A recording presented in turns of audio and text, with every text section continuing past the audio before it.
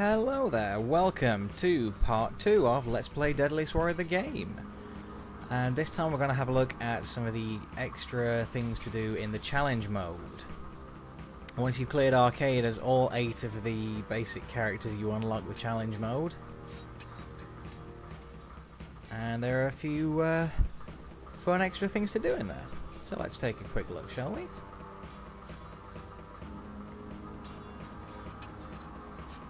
You've got the survival, slice, target and slice games.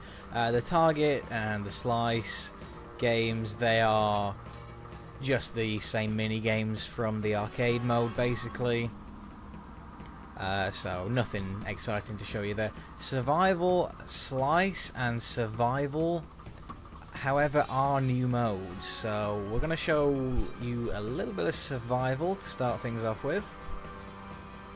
Basically, you have to fight off waves of successive warriors and last as long as you can, and try and take down as many of them as possible. So, playing as the knight once again, same equipment as I had in the arcade mode. So let's see how well we can do here. There is an achievement for defeating 25 warriors in this mode, incidentally. Now, the first opponent you face is always a little bit tougher. They have regular health while everyone else is slightly weaker. You do get this 3-second interval after knocking someone out. Whoa, very close with that double spear there. Not accurate, but completely deadly, that move. If you manage to knock out 10 in a row, you'll unlock the Fight Lab stage. Ooh, gory. So you'll be able to use that in multiplayer, or online, or just in random battles against the computer. It's a pretty nice stage. Very accurate representation of the studio from the TV show. Not doing too bad here. Normally I'm not all that good at this mode. I believe my high score is only 14. Whoa, broken my arm, shield's gone, and when that happens, it's only a matter of time. Taken down by the ninja. That's justice, I suppose. I mean, he was the first guy I killed, so anyway, 6 in a row. That could be worse. Like I say, 25 is what you need to aim for if you're going to try and get all the gamer score. So obviously I'm a long way off that. But another day. So now that we've done that, let's have a look at Survival Slice, which is a combination, of course, of the survival mode and the slice mini-game. Basically, everyone you face off against will be hacked into tiny little pieces with every swing, so nice. There goes the Apache's arm and his head. Brutal. Spartan though, taking my arm off. And when that excuse me, the Centurion taking my arm off. Here's the real Spartan. See, when you lose a limb that quickly, there is really no hope of getting back in. I'm bleeding out, as you can see from my health. But oh, not that it matters. Taken out by my counterpart there with his crossbow. And that's 3 in a row. That's actually the first time I've played that particular game mode. So that's essentially all the different game modes that I've shown you there. So what we'll do now, we'll have a look at each of the individual costumes that the warriors have and the colour schemes that you can give them. Because one of the very cool things about this game, if you go where I am here into the help and options menu, and then you head down to customize warriors, you can change the colours of the warriors' clothes. Now, the Apache's got the hand paint, so obviously that changes the colours there. Nothing too interesting. You can really pick whichever one you like. Ooh, didn't mean to do that. And his alternate costume is the war paint. Yeah, again, same sort of thing. Obviously he has no armour, so It's purely for show. I mean, the Loricus segmentata, the Centurion's first outfit, that changes the colour of his shirt and his plume there. And the Lorica Hamata, much the same thing. I mean, really, it's entirely for display. This will give you no kind of gameplay bonus at all. But some costumes just look nicer than others. The Knight's an interesting one. The Maximilian full plate obviously looks good in practically every colour. I suppose really the silver one's probably the most faithful.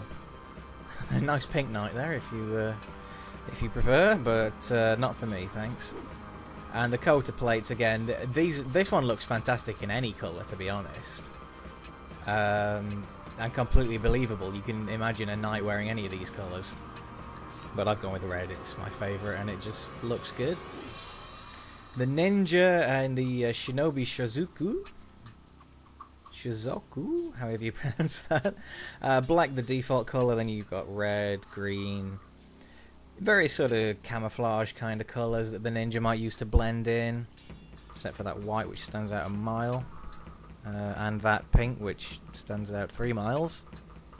But really, I mean, for me the black does look the best, but perhaps that's because that is the image of the ninja. The tatami do, the purple being the default colour there. Again, similar sort of stuff, really. The black looks pretty great there, though. These all look quite good, to be honest, on the ninja, though. Again, the white, a strange choice of colour, perhaps. The pirate, he's got the leather coat. The default colour for this one I really don't like, so I stuck the blue on. To be honest, the pirate, it's not particularly an exciting costume no matter what you colour it, so the green looks alright. See, that sort of purpley colour just doesn't seem to look right somehow. It's just my opinion. The privateer jacket, much the same thing, really just changing the colour of the jacket. His hat doesn't change colour with it this time, though. These pretty much all look okay. It's just, honestly, it's just really a matter of personal preference, of course. The samurai's Domaru armour. I like the yellow here, personally, though most of them look pretty good. The purple's a strange colour, very striking, but it does look pretty cool. The green looks good, the red looks fine. The white, perhaps a little too bright, I might say. But all in all, a good costume. And the Nimaido armour, obviously that looks pretty much fine in every colour. I could pretty much believably buy a samurai wearing any of these, truth be known. Though the purple I might question. What is it with purple outfits not looking very good in this game? The Spartan, I mean, the bronze... I'm not sure how you pronounce it actually. Cuirass? I wouldn't want to say it wrong. You're really just changing the colour of the cape here. Looks fine in any colour, although I suspect most people are going to go with red, because a lot of people will want to play as him, representing the film 300, of course.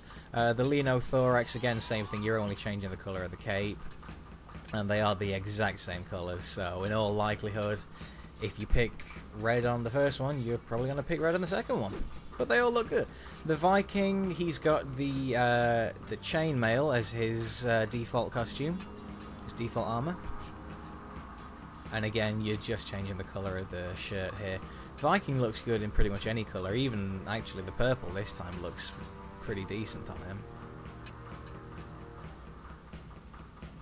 Really nothing too spectacular though, it's subtle and underplayed, I think, which is really what they should have been going for, and they did. The lamella armour, again, same thing, just changing the shirt colour. And most of these look good, again, they're the exact same colours on both costumes for the Viking. So that's all the costumes, basically. I think they did a good job putting a good selection of colours in there. And the armours all look very well rendered, I think. So, on the next part, we're going to be looking at the final strikes. So join me for part 3 of Let's Play Deadliest Warrior, the game.